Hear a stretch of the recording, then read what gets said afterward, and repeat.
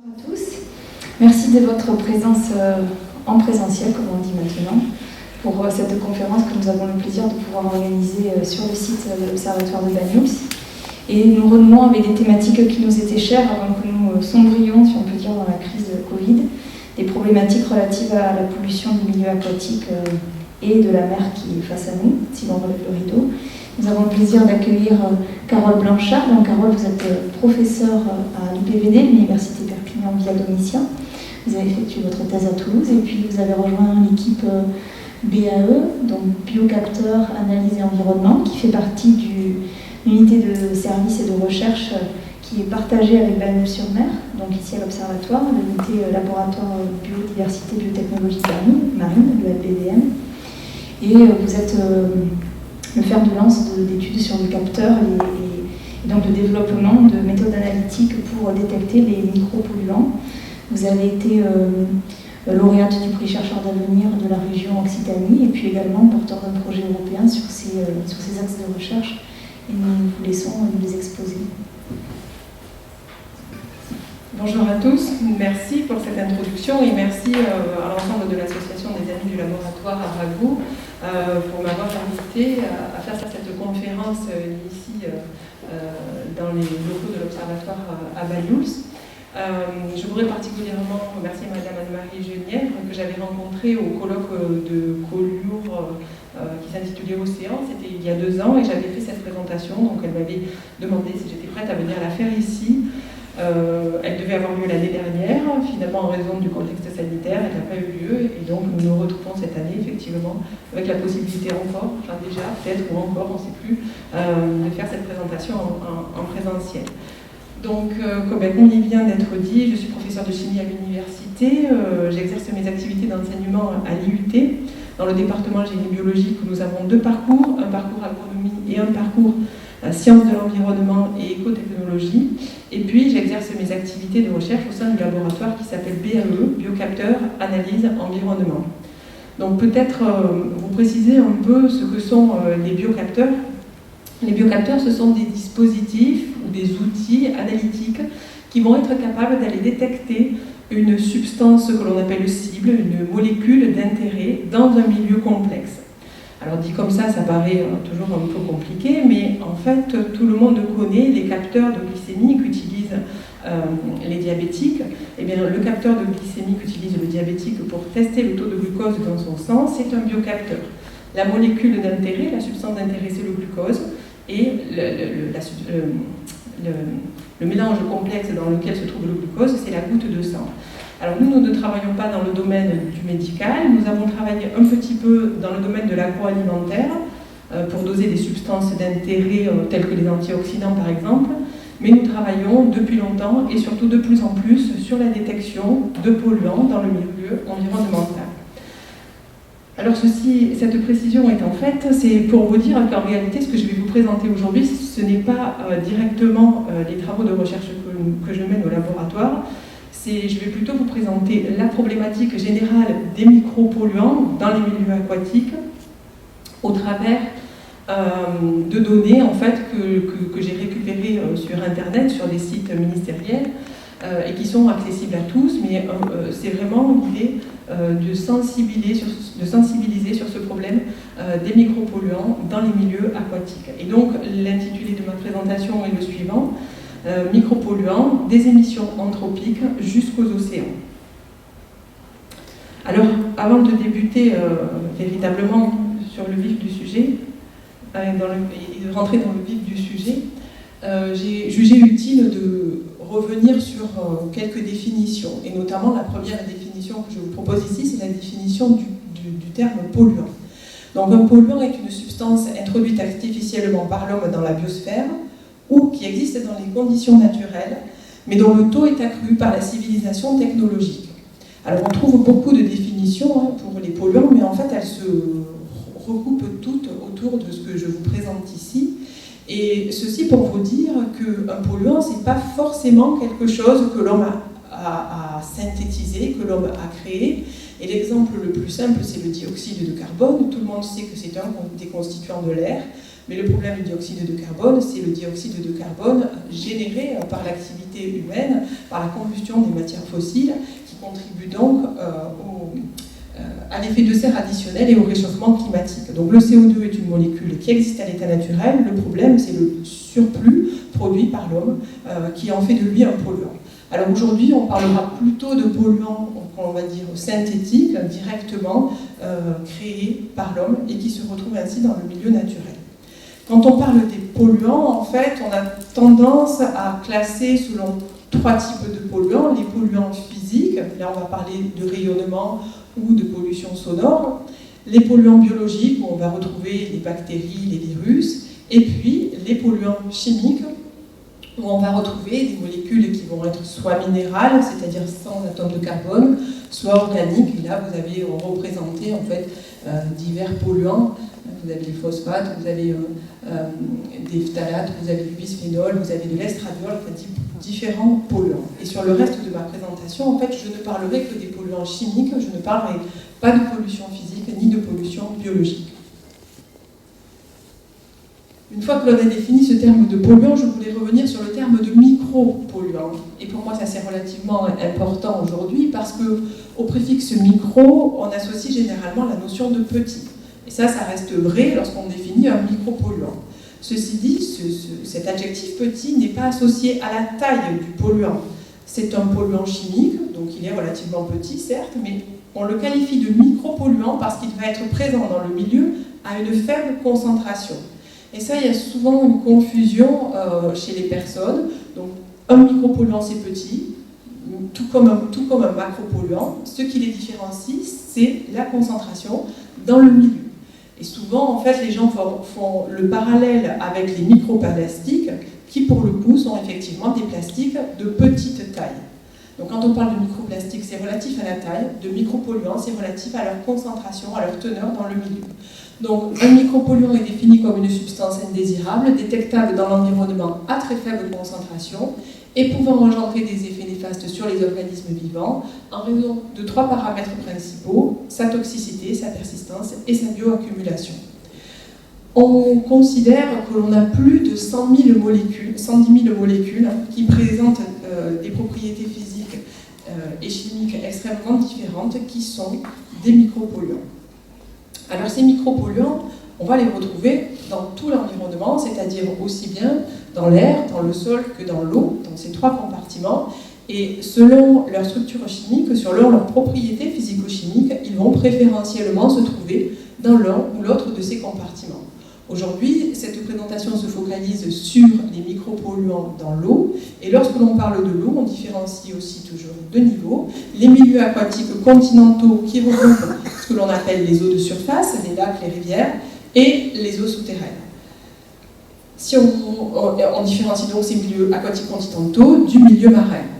Qu'en est-il au niveau de la pollution ? Eh bien finalement, les mers et les océans sont le réceptacle de tout ce qui est transporté par nos rivières et par nos fleuves, et par conséquent, les polluants que l'on retrouve dans la mer, pour 80% d'entre eux, proviennent de la pollution terrestre. Donc ce sont les mêmes polluants que l'on retrouve dans la mer que dans les rivières, globalement, à ceci près que ça va être encore moins concentré dans le milieu marin, puisqu'on a un effet de dilution important, compte tenu de l'importante masse d'eau que l'on a dans les mers et dans les océans.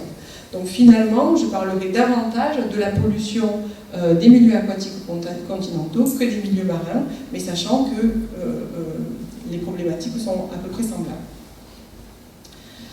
Ici, sur cette diapositive, donc elle est un peu compliquée, mais c'est toujours pour préciser cette notion de micropolluant. Vous avez plusieurs notions présentées.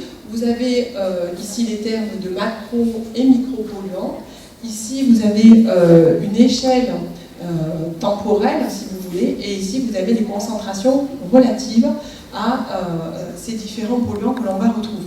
Donc la problématique des micropolluants est arrivée relativement tard. C'est une problématique qui est apparue dans les années 2000, donc il y a tout juste une vingtaine d'années, où on a commencé à prendre en compte la pollution relative à ces substances. Ces substances, elles sont extrêmement nombreuses, je viens de dire, plus de 100 000 substances, et elles sont présentes à des très faibles concentrations. La concentration ici indiquée, c'est le microgramme par litre. Microgramme par litre, ça veut dire 1 million de fois plus petit que 1 gramme dans un litre. Donc c'est des concentrations qui sont extrêmement faibles, et pour certains de ces polluants, comme les résidus de médicaments dont je parlerai plus tard, on peut arriver à des concentrations encore 1000 fois plus petites, de l'ordre du nanogramme par litre. Donc ici, c'était vraiment pour vous situer les macro et les micropolluants, une problématique relativement récente et des concentrations dans le milieu naturel, et notamment dans nos rivières, extrêmement faibles. Alors pour que vous compreniez en fait le sens de cette grandeur, du microgramme par litre, eh bien ici j'ai fait une représentation très schématique, et pour avoir une concentration de 1 microgramme par litre en sucre par exemple, il faut prendre un demi-morceau de sucre et le solubiliser dans une piscine olympique qui fait 50 mètres de long, 20 mètres de large et 3 mètres de profondeur à peu près.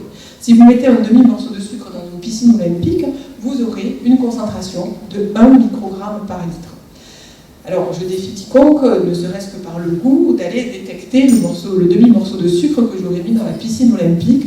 Ça, c'est pour vous signifier en fait qu'on est vraiment dans des concentrations extrêmement faibles et que c'est un réel défi analytique que de vouloir aller rechercher ces polluants dans le milieu naturel.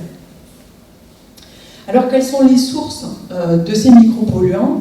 Ici, j'ai fait un schéma très simpliste, mais pour vous présenter en fait 2 catégories distinctes de pollution. Dans un premier temps, ici, j'ai voulu parler des micropolluants issus de l'agriculture. Donc l'agriculteur, lorsqu'il dépend ses produits phytosanitaires pour protéger ses cultures, eh bien, il les épand directement dans l'environnement. Et lors des pluies par ruissellement ou lors des pluies par infiltration dans les sols, eh bien, ces polluants vont se retrouver d'une part dans les rivières et d'autre part dans les nappes souterraines, sans qu'il y ait d'autres filtres possibles. En opposition, j'ai ici, c'est pour ça que l'on parle ici de pollution diffuse, d'accord, parce que les polluants sont directement émis dans le milieu naturel. Par opposition, ici, j'ai mis dans un même groupe les micropolluants issus des usages domestiques et industriels. Pour quelle raison? Parce que ces polluants, en fait, passent au travers des canalisations, se retrouvent dans le réseau des eaux usées, et qu'ils proviennent de l'industrie globalement ou des habitations, eh bien ces polluants vont passer au travers de la station d'épuration qui a pour rôle de purifier l'eau avant de la rejeter dans le milieu naturel. Et donc ce type de pollution ici va être rejeté en un point particulier, plusieurs points, mais on parle donc cette fois de pollution ponctuelle. Donc j'ai volontairement fait cette différence entre pollution diffuse et pollution ponctuelle. La pollution diffuse est parfois saisonnière, parce qu'on traite aussi à différentes périodes de l'année des cultures, alors que le deuxième type de pollution qui est là, c'est une pollution ponctuelle qui rentre dans le milieu naturel à un point précis, mais qui est relativement diffuse et chronique. Donc les 2 exemples qui suivront correspondront à ces 2 types de pollution. Alors très brièvement, pour terminer cette partie introductive, j'ai noté quelques généralités, c'est vraiment pas ma spécialité, sur l'effet de ces micropolluants sur l'environnement. Donc d'une part, la présence dans les milieux aquatiques est aujourd'hui avérée, mais ce qui est avéré également, ce sont les effets de ces micropolluants sur les écosystèmes. Et pour ne citer qu'un exemple, je citerai l'exemple de la féminisation des poissons due à la présence de perturbateurs endocriniens dans tous les milieux aquatiques. J'ai également voulu parler de 2 notions qui sont distinctes et parfois confuses, la notion de bioaccumulation et la notion de bioamplification. La bioaccumulation est représentée par ce premier schéma ici. En fait, c'est qu'au cours de sa vie, un même individu va accumuler au cours du temps différents polluants, généralement dans sa matière adipeuse. Et quand on parle de et ça c'est la bioaccumulation, et quand on parle de bioamplification, c'est qu'on va avoir des teneurs croissantes en polluants dans les animaux le long de la chaîne trophique. Donc plus on va aller en haut de la chaîne trophique, plus les concentrations en polluants accumulés dans les organismes vont être importantes. Dernier point, c'est l'effet non pas sur l'environnement, mais par l'intermédiaire de l'environnement. Ça, c'était un peu pour ouvrir le sujet. Aujourd'hui, lorsqu'on propose des sujets de recherche, on ne peut plus raisonner qu'en termes de santé d'un écosystème ou santé humaine. En fait, tous les systèmes de santé, que ce soit la santé humaine, la santé animale ou la santé environnementale, sont interconnectés, de sorte qu'on ne parle aujourd'hui que d'une seule santé, de One Health ici, sur la diapositive. Donc après cette partie introductive maintenant, j'ai fait le choix de vous présenter deux types de micropolluants, en commençant donc par les produits phytosanitaires, plus couramment appelés pesticides. Et pour illustrer ceci, alors les produits phytosanitaires, pour certains d'entre eux, sont référencés comme polluants prioritaires dans le cadre de la directive cadre sur l'eau européenne. Et donc pour certains pesticides, il y a une obligation de suivi dans les cours d'eau en Europe, pour 18 pesticides uniquement. Alors, par contre, ici, je vous ai donné un état de la contamination des cours d'eau en France, mais qui reprend en fait la concentration totale en pesticides, pas uniquement les pesticides pour lesquels on a une obligation de suivi. Donc ces données sont issues de l'Institut français de l'environnement et représentent en fait un état des lieux en 2007 et un autre état des lieux en 2011. J'ai trouvé des données en fait plus récentes, mais les représentations changent et vous allez voir que même là c'est difficile de comparer. Alors évidemment c'est trop petit pour être lisible, je vais juste vous présenter l'échelle rapidement. Quand vous avez des points gris ou blancs qui ne sont pas forcément très visibles, c'est qu'il n'y a pas de pesticides quantifiés. Pas de pesticides quantifiés, ça ne veut pas dire qu'il n'y en a pas, ça veut dire que les appareils de mesure n'ont pas permis d'en trouver. Ensuite, les points jaunes, c'est que la concentration est inférieure à 0,1 microgramme par litre. Orange, c'est compris entre 0,1 et 0,5 microgrammes par litre. Et puis rouge, c'est entre 0,5 et 5. Et très rouge foncé, c'est au-delà de 5 microgrammes par litre. Alors pourquoi j'ai fait un trait et j'ai séparé ce qui est jaune et orange, c'est-à-dire en dessous de 0,5 microgrammes par litre, correspond à des concentrations en pesticides pour lesquelles en fait il n'est pas nécessaire de traiter l'eau pour la potabiliser. Enfin, il n'est pas nécessaire de la traiter spécifiquement pour éliminer ces pesticides. Entre 0,5 microgrammes par litre et 5 microgrammes par litre de pesticides, il faut traiter l'eau pour qu'elle soit potable, spécifiquement pour éliminer ces substances, et au-delà de 5 microgrammes par litre, on ne peut pas potabiliser l'eau. Donc c'est pour ça que ces classes ont été effectuées sur ces cartes. Alors maintenant, à vue d'œil, si on compare ces deux cartes, on a l'impression qu'en 2011, les cours d'eau étaient beaucoup plus pollués qu'en 2007. Donc il y a un premier effet qui est dû à la représentation graphique. Les points sont représentés plus gros sur la carte de droite que sur l'autre côté, donc c'est pas forcément évident. Mais si on lit un peu plus en détail les données, voilà ce que l'on peut voir, c'est que on a considéré 2023 stations dans les deux cas, et en 2007, on recherchait jusqu'à 453 pesticides, alors qu'en 2011, on a recherché 550.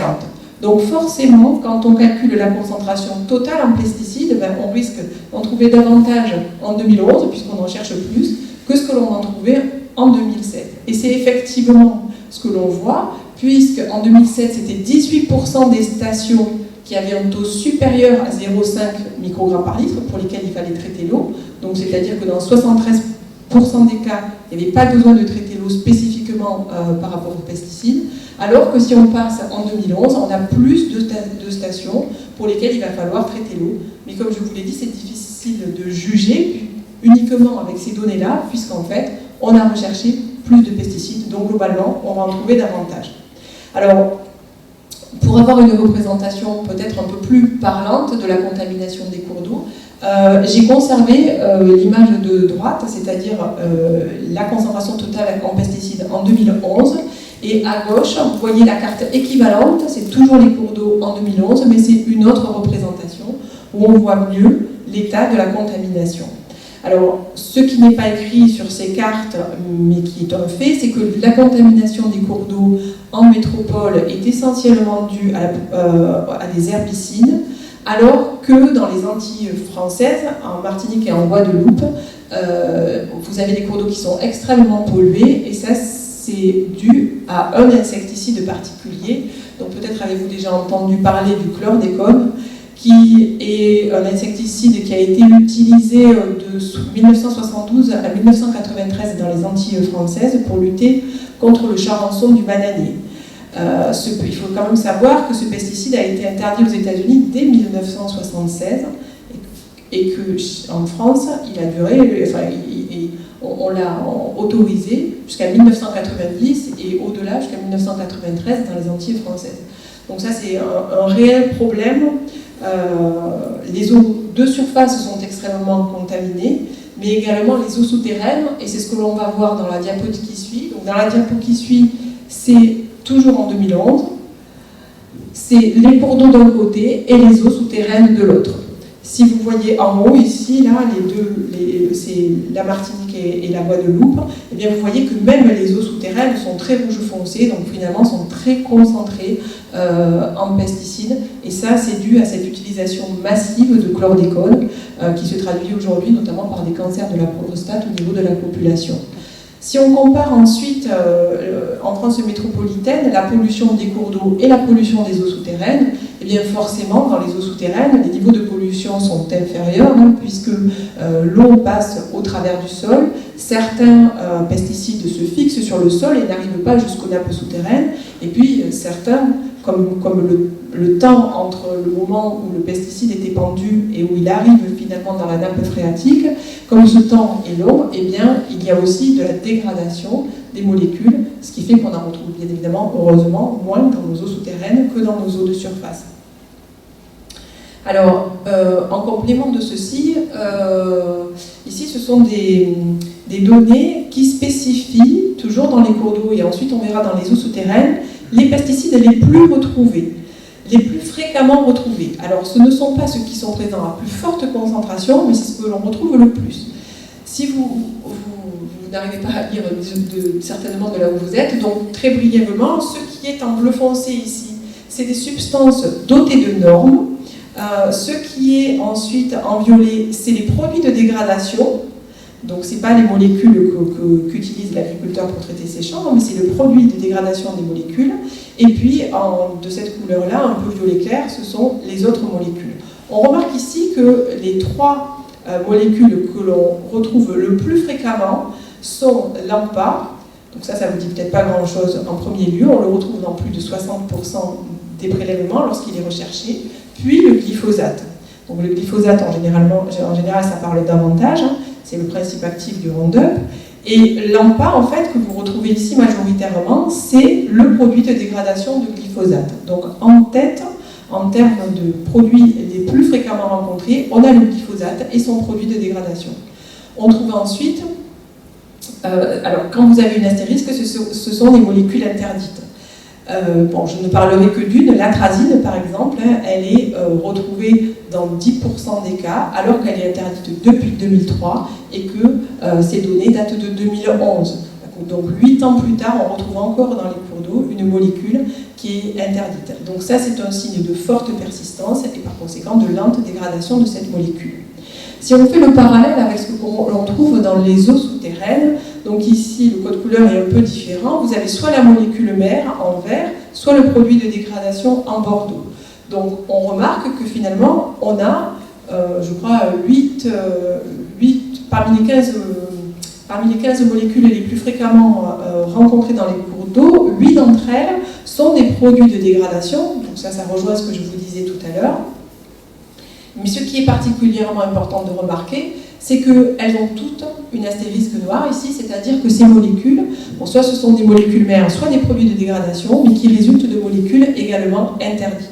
Donc dans les eaux souterraines, finalement, on retrouve beaucoup de produits de dégradation, plus que de molécules mères, et des produits de dégradation de molécules qui sont interdites depuis de nombreuses années, ce qui montre encore leur forte persistance dans le milieu.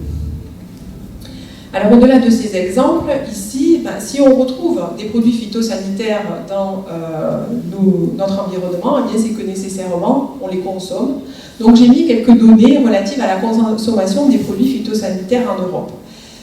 Sur cette première diapo, volontairement provocatrice, j'ai mis que la France occupait la première mauvaise position, puisque la France est le pays européen qui consomme le plus de produits phytosanitaires derrière l'Espagne.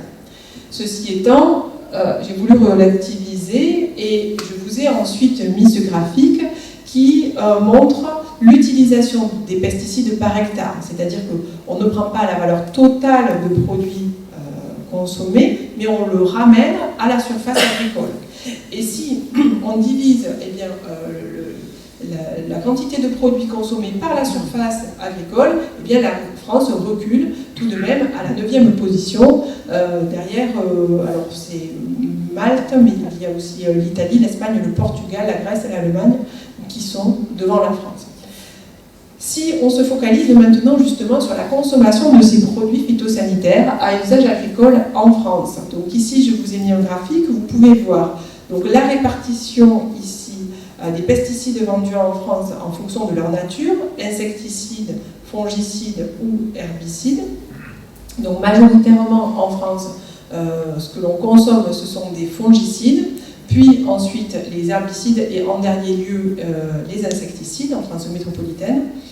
Et puis en rouge, vous avez finalement le total des pesticides vendus. Cette fois-ci, il faut lire sur l'échelle qui se trouve de ce côté à droite. On peut tout de même remarquer qu'entre 1999 et 2010, la quantité totale de pesticides vendus a été divisée par 2. Donc ça, c'est un point qui était relativement positif. Mais ceci étant, si on focalise sur la dernière partie de la courbe, donc elle va jusqu'en 2013, je crois que sur la diapo après ça va un peu plus loin, eh bien sous des fausses apparences de stabilité, on a en réalité une nouvelle augmentation de la consommation des produits phytosanitaires en France. Donc sur ce graphique justement, on repart ici, bon, ce sont des valeurs moyennes mais lissées sur plusieurs années, et ce n'est pas totalement les mêmes échelles, mais on a donné la valeur arbitraire de 100 pour l'année 2010, et vous voyez qu'entre 2010 et globalement 2015, eh bien, la consommation des phytosanitaires en France est repartie à la hausse. Elle est repartie à la hausse alors qu'en 2008, a eu lieu ce que l'on appelle le plan Écophyto. Donc le plan Écophyto a fait suite au Grenelle de l'environnement qui a eu lieu en 2008. Et l'idée, c'était de rassembler un peu tous les acteurs, à la fois les agriculteurs, à la fois les chambres d'agriculture, à la fois les chercheurs, et avec un gros volet aussi axé sur la communication et les consommateurs, dans l'idée de réduire progressivement l'utilisation des phytosanitaires en France de 50% si possible d'ici 2018. Alors où en sommes-nous, puisqu'en fait 2018 est passé.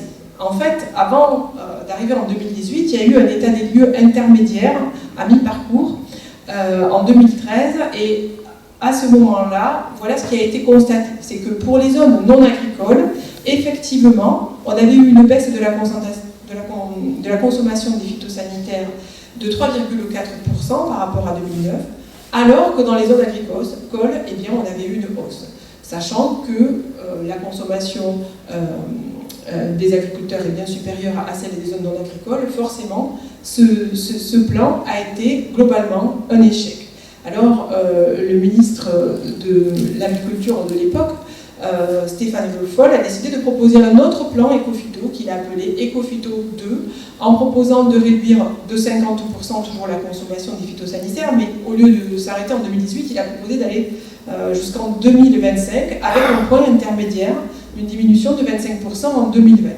Et là c'est pareil, où en sommes-nous aujourd'hui? Donc clairement, je sais vous le dire, puisque bon, nous sommes certes en 2021, mais en général, on arrive à avoir les données sur les années plutôt N-2, donc là on arrive à avoir les données pour 2019 et pas encore pour 2020. Donc clairement, je n'ai pas les chiffres à vous donner, mais globalement, je crois que c'est un nouvel échec. Alors c'est assez paradoxal, puisqu'on développe quand même en France beaucoup l'agriculture biologique, et la surface les surfaces agricoles cultivant biologique augmentent. Paradoxalement, la consommation de phytosanitaires augmente également. Alors pour en finir avec les phytosanitaires, je crois, j'ai quand même pris le cas du glyphosate, puisque comme je vous l'ai dit, hein, c'est ce que l'on retrouve le plus fréquemment dans les cours d'eau, avec son produit de dégradation. Donc c'est un des herbicides les plus vendus dans le monde, on en consomme 800 000 tonnes par an, et la France à elle seule en 2007 a consommé 8 800 tonnes de glyphosate, soit un tiers des herbicides consommés dans le pays. Donc cette carte représente en fait la consommation du glyphosate spécifiquement ramenée à la surface agricole cultivée. Donc on voit que plus c'est foncé, et notamment dans le pourtour méditerranéen ici, on a une forte consommation de glyphosate. En 2015, ce glyphosate a pourtant été classé comme cancérigène probable par le Centre international de recherche sur le cancer. On a montré qu'il provoquait des lymphomes et notamment qu'il était impliqué dans certains cancers du poumon. Et malgré ce, en 2017, la Commission européenne a proposé de renouveler l'autorisation pour 10 ans dans l'Union européenne. Alors la France s'y était opposée fermement, elle a réussi à rallier quelques autres pays, et le renouvellement de cette autorisation a été donc validé uniquement pour 5 années. Donc le glyphosate devrait être supprimé en 2022. Apparemment, sortir du glyphosate reste quelque chose de très compliqué, hein, puisqu'il faut trouver des alternatives à ce pesticide pour que les agriculteurs puissent continuer à produire pour nourrir la population. Et donc il y a beaucoup de plans qui sont mis en œuvre, mais ça semble relativement difficile. La seule donnée que j'ai trouvée, c'est ce graphique qui vous montre l'évolution de la quantité de glyphosate vendue spécifiquement en France. Donc les années ici, c'est 2009 et ici 2014. Entre 2009 et 2014, donc ça c'était quand même déjà après le plan éco-phyto qui datait de 2008. Entre 2009 et 2014, on a eu une augmentation de 50% des ventes. C'était relativement stable ensuite, ça a encore augmenté de 10% entre 2017 et 2018, et puis on a eu une chute relativement importante entre 2018 et 2019 de 38%. Ceci étant, pour 2019, ce ne sont que des données provisoires, donc est-ce que ce graphe restera ainsi ou pas? Personnellement, je n'ai pas suffisamment de compétences pour vous en dire davantage, et je ne sais pas ce qu'il en est pour 2020, et encore moins ce qu'il en sera en 2022. Donc pour conclure sur cette première partie sur les pesticides, je voulais revenir sur ce que j'avais annoncé au départ, que c'était une pollution diffuse, qu'on avait une dispersion importante dans tous les milieux aquatiques, avec de faibles teneurs, certes, mais de nombreux points contaminés, avec de nombreuses substances retrouvées. Le point positif, c'est que lors des campagnes exploratoires, on a pu se rendre compte qu'il y avait d'autres molécules qu'on ne recherchait pas spécifiquement, et qu'à partir de là, les recherches se poursuivent sur d'autres molécules qui ne sont pas forcément des pesticides. On a la réglementation au niveau de la commercialisation, mais aussi des usages, qui font que parfois certains pesticides sont utilisés, mais on peut les utiliser que 2 fois pendant la saison et à telle teneur pour essayer de limiter leur dispersion dans le milieu environnemental. Les politiques vont aussi dans le sens, alors j'ai parlé d'éco-phyto, on voit aussi que les collectivités locales et territoriales peuvent adhérer à l'objectif zéro phyto, et ensuite, comme je vous le disais, on va pourtant vers des pratiques agricoles plus durables, mais malheureusement ça ne s'accompagne a priori pas d'une baisse suffisante de la consommation des pesticides. Donc on continue à les retrouver partout.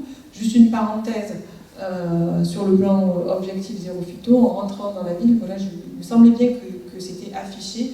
Donc Bagnols-sur-Mer adhère à l'objectif zéro phyto avec 3 grenouilles qui correspondent en fait à l'abandon des pesticides hors exception sur tous les espaces publics. Alors dans cette deuxième partie, maintenant, je vais aborder l'autre type de pollution dont je vous ai parlé au début, la pollution que l'on appelle ponctuelle, et plus particulièrement la pollution aux substances pharmaceutiques. Donc comment les substances pharmaceutiques se retrouvent dans le milieu aquatique? Lorsque vous administrez un médicament, ce dernier va être dégradé dans le corps, partiellement ou totalement, et l'excédent va être excrété au travers de vos urines et de vos fesses, se retrouver dans les eaux usées, dans les canalisations, pour aboutir à la station d'épuration. Donc la station d'épuration, je l'ai évoqué tout à l'heure, c'est, comme chacun le sait, un filtre qui va permettre d'abattre la pollution. Mais les stations d'épuration, lorsqu'elles ont été créées, en fait, la problématique des micropolluants n'existait pas. Donc la plupart des stations d'épuration fonctionnent très bien pour abattre la pollution carbonée, la pollution à l'azote et au phosphore, mais elles ne sont pas adaptées à l'élimination de ces micropolluants. Et donc ces micropolluants, parfois, sont dégradés, rarement totalement, et se retrouvent donc dans nos eaux de surface, dans nos rivières, pénètrent dans nos eaux souterraines, et puis que l'on reprélève pour faire de l'eau potable. Donc, y a-t-il des risques? Forcément. Alors ici, ce que j'ai voulu aussi faire le parallèle avec les pesticides, c'est que les substances pharmaceutiques sont des composés de synthèse, mais d'usage très répandu, et qui ont été créés pour avoir un effet thérapeutique, pour être biologiquement actifs. Donc évidemment, s'ils sont biologiquement actifs sur l'homme, ils ne vont pas être systématiquement biologiquement actifs sur tout le vivant, mais potentiellement ils vont pouvoir l'être. Ces molécules, elles sont généralement formulées pour être solubles dans l'eau, donc elles vont y rester, elles vont plutôt rester dans l'eau que s'associer à la matière particulière en suspension et aller vers les sédiments, elles vont rester insolubles dans l'eau. On a un nombre très très important de molécules également, et comme je vous l'ai dit, on est cependant à des niveaux de concentration qui sont extrêmement faibles, plutôt même de l'ordre du nanogramme par litre, c'est-à-dire encore 1000 fois plus petit que le microgramme par litre. Alors que lorsque vous prenez du paracétamol, eh bien, vous pouvez prendre jusqu'à 4 grammes par jour. Donc on peut se dire, mais finalement, il y en a tellement peu, est-ce qu'il y a un risque pour l'homme? En fait, le risque est double. Le risque est que vous allez être exposé à une pollution, enfin, je parle de la santé humaine, mais c'est également ensuite valable pour tous les écosystèmes. Donc vous allez être exposé à une pollution de façon chronique. Et puis, il y a le risque aussi que l'on appelle l'effet cocktail, c'est-à-dire qu'au lieu d'avoir une molécule, vous allez être exposé à de toutes petites quantités de molécules, mais de nombreuses molécules. C'est ce que l'on appelle l'effet cocktail, et on ne sait pas bien finalement cet effet cocktail, ce qu'il peut engendrer. Qu'en est-il maintenant au niveau de la réglementation environnementale pour ces substances pharmaceutiques? Eh bien, contrairement aux pesticides, pour certains desquels, en fait, il y a une obligation de suivi dans les cours d'eau, en ce qui concerne les substances pharmaceutiques, ce ne sont pas des polluants prioritaires au titre de la directive européenne cadre sur l'eau, et donc il n'y a pas d'obligation de suivi de ces substances. Donc en fait, on n'a pas de carte, telle que je vous ai montré précédemment, on n'a pas de données. Par contre, lorsqu'on veut mettre un médicament sur le marché, bien évidemment, la première des choses, c'est qu'il faut évaluer, éprouver son efficacité thérapeutique, et ça va de soi. Mais depuis une dizaine d'années, un peu plus maintenant, 15 plutôt, oui, on a, lorsqu'on met un médicament sur le marché, une évaluation du risque environnemental qui est devenue obligatoire. Ça l'a été dans un premier lieu pour les médicaments en usage vétérinaire, c'était en 1999, et c'est devenu aussi une obligation pour les médicaments à usage humain depuis 2006. Donc pour cela, il faut prendre en compte la balance bénéfice-risque. Donc ça, c'est un peu compliqué, mais lorsque un industriel veut mettre un médicament sur le marché, eh bien, en fonction de la posologie, des doses prescrites, du nombre de patients potentiellement qui va prendre ce médicament dans la population, de la dégradation de ce médicament dans le corps et finalement du débit des cours d'eau associés, eh bien, on va pouvoir calculer, c'est purement théorique, ce que l'on appelle une concentration environnementale prédictive, c'est ce qui s'appelle la PEC. Et on va comparer cette valeur, la PEC, à une valeur seuil, qui est relativement basse, puisqu'elle est de 10 nanogrammes par litre. Et donc, si la valeur calculée est inférieure à cette valeur seuil, on va considérer qu'il n'y a pas de risque environnemental. Si la valeur calculée est supérieure à ce seuil, alors il y a peut-être un risque et on doit passer à une phase 2 avec des tests supplémentaires sur la dégradabilité, la persistance et la capacité de bioaccumulation de cette molécule. Alors, ce seuil-là de 10 nanogrammes par litre, en fait, il a été fixé de manière arbitraire et pour toutes les substances pharmaceutiques, c'est la même valeur de seuil. Ici, ce sont des données de consommation aussi, parce que bien évidemment, si on les retrouve dans le milieu environnemental, ces médicaments, c'est qu'on les consomme. Donc ce sont des données proposées par l'OCDE sur 4 classes de médicaments, antihypertenseurs, antidiabétiques, antidépresseurs et hypocholestérolémiants. Et bien globalement, pour ces 4 classes de médicaments, l'OCDE a constaté qu'on avait une augmentation de la consommation depuis plusieurs décennies, et ce pour 2 raisons. La première, c'est qu'on a une demande croissante de médicaments destinés à traiter les maladies liées à l'âge et aux affections chroniques, et d'autre part, l'évolution aussi des pratiques cliniques qui font qu'on prescrit de plus en plus de médicaments. Alors je ne vais pas vous montrer les 4 exemples, j'en ai pris un seul, le plus parlant, celui des hypocholestérolémiants. Donc ici, vous avez une succession de pays. Vous avez la consommation en bleu clair en 2000 et en bleu foncé en 2015. Cette consommation est exprimée en doses pour 1000 personnes, oui, et par jour. Globalement, en fait, on voit qu'en France, cette valeur, peu importe réellement en soi ce qu'elle représente, c'est une valeur... c'est pas une valeur totale de la consommation, elle est ramenée à une partie de la population. Donc en France, on consommait par exemple l'équivalent de 60 doses par jour lorsqu'on en avait une population de 1000 personnes. Eh bien, on est passé en 15 ans à un peu plus de 90. C'est-à-dire qu'on a multiplié par 1,5 la consommation de ce type de substance pharmaceutique. Au niveau global de l'OCDE, on a multiplié cette consommation par 4.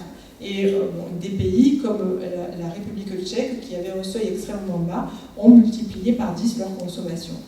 Tout ça pour vous dire que c'est une problématique d'aujourd'hui et encore plus de demain, puisque grâce au progrès scientifique, eh bien, on a de plus en plus de molécules qui apparaissent sur le marché, et parallèlement, avec le vieillissement de la population, on a besoin de traiter de plus en plus de maladies chroniques liées à l'âge, et donc par conséquent, on a à la fois une augmentation de l'offre et une augmentation de la demande.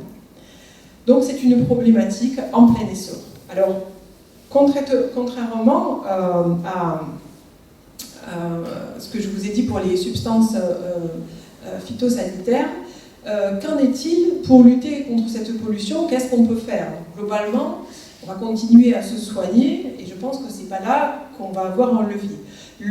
La première des choses, c'est que l'on va pouvoir développer des procédés de traitement appropriés que l'on pourra associer, par exemple, aux procédés existants dans les stations d'épuration pour éliminer plus spécifiquement ces molécules qui, pour le moment, passent au travers des stations d'épuration globalement sans être traitées. Alors là, j'avais mis une diapositive, je ne sais pas si on a le temps de voir la vidéo. J'ai une petite vidéo de 3 minutes qui explique brièvement un projet européen qui avait été accepté dans le cadre du programme Interreg Sud-Ouest européen, donc qui regroupait 3 pays, enfin le sud de la France, l'Espagne et le Portugal, et pour lequel j'étais coordinatrice. Mais je peux essayer de vous mettre la vidéo, je ne suis pas sûre que... C'est pas parlé, c'est écrit, donc je ne suis pas sûre que ce soit forcément lisible, mais on va essayer.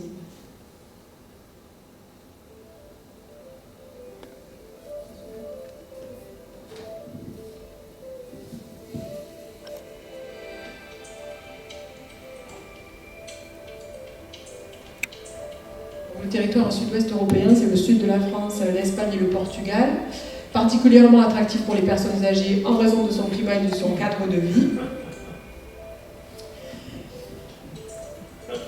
Et donc en vieillissant, les personnes sont souvent hébergées dans des établissements d'accueil spécialisés et deviennent très consommatrices de médicaments. Les substances médicamenteuses ne sont pas totalement dégradées par l'organisme. Elles vont donc se retrouver dans les réseaux de canalisation et aboutir dans ce qui est représenté ici par la station d'épuration. Elles ne sont que partiellement éliminées par les traitements conventionnels et donc, comme je vous le disais, elles vont se retrouver, ces molécules, dans nos environnements aquatiques, aussi bien dans les nappes phréatiques que dans nos océans.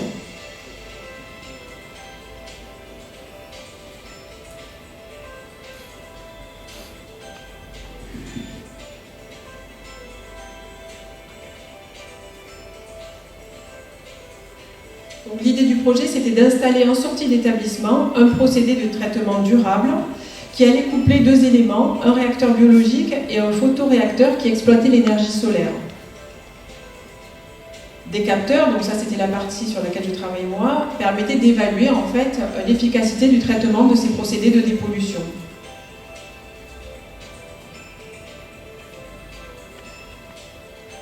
Et de ce fait, on envoie ensuite dans le réseau une eau où la charge en substances médicamenteuses est fortement diminuée et globalement les rejets dans l'environnement en sont diminués. Donc ça c'était quelques recommandations, c'était plutôt à destination d'un jeune public.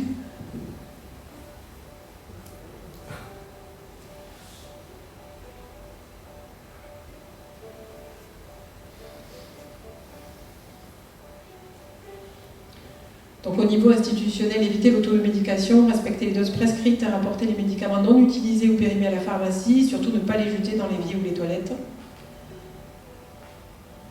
Et puis au niveau institutionnel, développer les campagnes de sensibilisation, encourager la délivrance des médicaments à l'unité, soutenir la recherche de nouveaux médicaments à moindre impact environnemental et investir dans l'innovation technologique pour améliorer le traitement des eaux usées. C'était sur ce dernier point que l'on avait travaillé.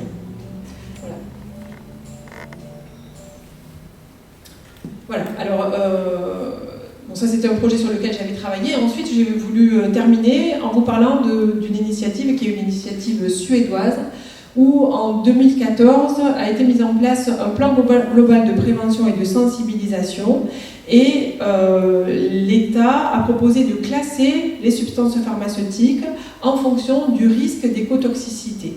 C'est-à-dire que pour chaque molécule, on a défini et pour 3 paramètres, la persistance, la bioaccumulation et la toxicité, on a attribué une note allant de 0 à 3. 0, c'était par exemple peu persistant, 3, ça l'était énormément, et donc plus le chiffre est élevé, moins c'était bon pour l'environnement. Et globalement, donc, on a un indice qui s'appelle PBT, donc relatif à ces 3 paramètres, plus cet indice est élevé, et plus la substance va être toxique pour l'environnement. Et donc, de ce fait, les prescripteurs, les médecins, à effet thérapeutique identique vont pouvoir spécifiquement choisir une molécule qui aura un moins grand impact environnemental. Donc on parle de pratique d'éco-prescription. Donc l'heure passe, mais j'en ai presque fini. Je voulais te terminer sur une note encore plus d'actualité à double titre, encore plus d'actualité parce qu'elle est encore plus récente que la problématique des substances pharmaceutiques dans les eaux, et puis d'actualité parce qu'on est au mois de juillet et on n'est pas bien loin de la plage. Donc c'est la problématique liée aux filtres UV qui se trouvent dans les cosmétiques et dans les crèmes solaires. Ces produits sont aussi des micropolluants et eux, lors de la baignade, ils vont directement se retrouver dans l'eau de mer. Alors ici, je vous ai pris un exemple, le cas d'un de ces filtres UV qui s'appelle l'octinoxate, et ça, ce sont les travaux d'un monsieur qui s'appelle Craig Downs, qui est un Américain, leader d'opinion et qui vit à Hawaï, qui est venu ici à Valune-sur-Mer et que j'ai eu l'occasion de rencontrer, qui travaille en collaboration notamment avec le LBBM. Et donc, dans ses travaux, il a exposé des coraux pendant 14 jours à une concentration de 1 ppb, donc ppb ça veut dire microgrammes par litre, de cette molécule. Donc c'est des concentrations qui peuvent sembler élevées dans le milieu marin, mais dans les faits ça ne l'est pas, donc là c'est peu lisible aussi, mais finalement c'est des concentrations qu'il a réellement mesurées à Hawaï, sur l'île qui s'appelle Maui. Donc je prendrai uniquement cet exemple qui est là, qui est peut-être écrit plus gros pour vous. Globalement, il a trouvé des concentrations de 1500 ppt, ce qui fait 1,5 ppb, donc 1,5 microgrammes par litre, jusqu'à 5,5 microgrammes par litre. Et donc, il a pu montrer au travers de ses expériences, là c'est son site internet qui publie ça, mais en fait il y a des publications scientifiques à l'appui, que de telles concentrations avaient un impact sur les récifs coralliens, conduisaient au blanchiment des coraux. Et il a donc réussi à faire interdire cette molécule, l'octinoxate, et également l'oxybenzone, qui s'appelle aussi benzophénone 3, sur l'île de Hawaï en 2018. L'interdiction est valable à partir de 2021, de cette année. Et en 2021, il a refait voter un texte de loi interdisant l'octocrylène et la robenzone, deux autres filtres solaires utilisés encore en Europe, qui deviendront interdits à Hawaï en 2023. Donc il a été suivi par d'autres îles du Pacifique, je crois. Aux États-Unis, aujourd'hui, il y a 16 filtres UV utilisés. En Europe, il y en a 27. Et parmi lesquels on trouve notamment ces 4 molécules qui deviennent interdites à Hawaï. Donc voilà, pour terminer, donc il n'y a pas de réglementation spécifique. Ceci dit, sur les crèmes solaires maintenant en France, vous pouvez trouver ces types de logos qui disent notamment conforme à la loi d'Hawaï sur les récifs coralliens. Donc lorsque vous voyez ce logo, c'est que les 2 premières molécules sur lesquelles, qui ont été interdites à Hawaï ne sont pas contenues dans les crèmes solaires que vous achetez. Voilà, je vous remercie de votre attention.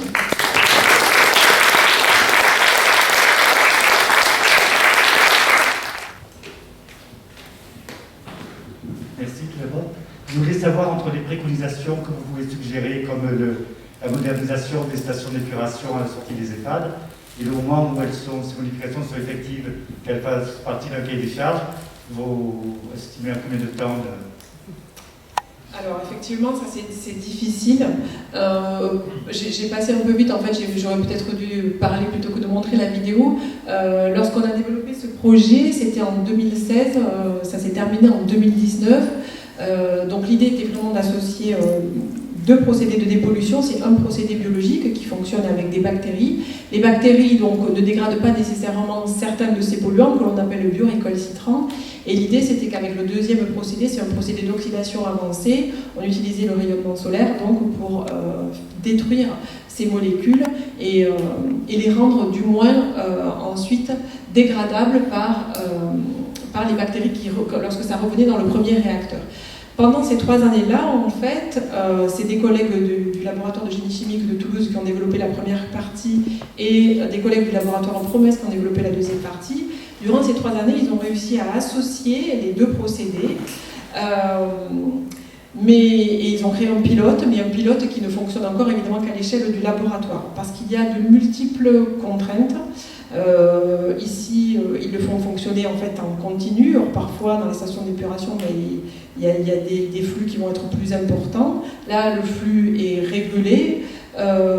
Ça fonctionne avec l'irradiation solaire. Donc, il faut gérer l'alternance jour-nuit. Parce que ça ne fonctionne évidemment pas quand la nuit. Donc, ils envisagent aussi de mettre des matériaux qui vont absorber les polluants pendant la nuit pour que le processus se mette ensuite en route le matin quand le soleil revient. Et encore ici dans un pays, alors le sud-ouest européen finalement dans lequel s'inscrivait ce projet est une zone relativement ensoleillée, donc on peut espérer que ça fonctionne. Mais vraiment là on est à l'état que de protocole. Après il existe des procédés d'oxydation avancés qui pourraient être installés probablement dans les stations d'épuration. Mais là je pense qu'il y a un problème de coût, c'est des procédés qui vont être chers, c'est des procédés, par exemple les procédés d'ozonation qui pourraient éventuellement fonctionner. Ça c'est utilisé dans les stations de potabilisation de l'eau, mais c'est pas utilisé dans les stations d'épuration, mais pour ça il faudrait qu'il y ait, pour que ça devienne à mon avis, pour que ça arrive, si vous voulez, jusqu'aux stations d'épuration, il faut une volonté politique, il faut de la réglementation, sinon je suis pas sûre qu'on y arrive. J'avais une question en fait. Tu as parlé d'effets cocktails. Ce sont alors on en parle beaucoup, mais je crois que c'est assez difficile à évaluer un effet cocktail. Est-ce qu'on a des exemples où on a réellement pu voir si l'effet cocktail pouvait être plus qu'un effet simplement additif, ou si on avait un effet potentiateur pour certaines, et dans quelles conditions, dans quel cas? Alors, j'ai pas d'exemple concret, effectivement, à ce sujet, mais oui, l'effet cocktail va faire que peut-être l'effet d'une molécule va être décuplé ou au contraire atténué. J'ai pas d'exemple spécifique à donner là-dessus. Désolée.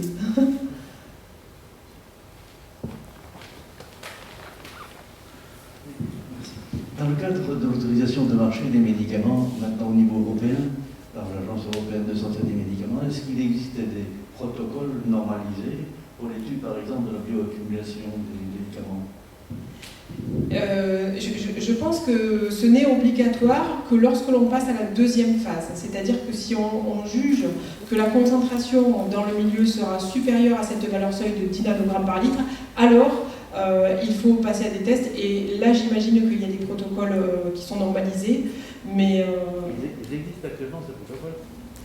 je pense qu'ils existent, puisqu'en fait, alors je ne suis pas non plus spécialiste de ça, hein, j'ai fait quelque chose d'un peu généraliste, je ne suis pas spécialiste, mais à mon avis, ça existe. Puisque si on dépasse un certain seuil, il y a cette nécessité de passer à la phase 2, donc je pense que les protocoles existent.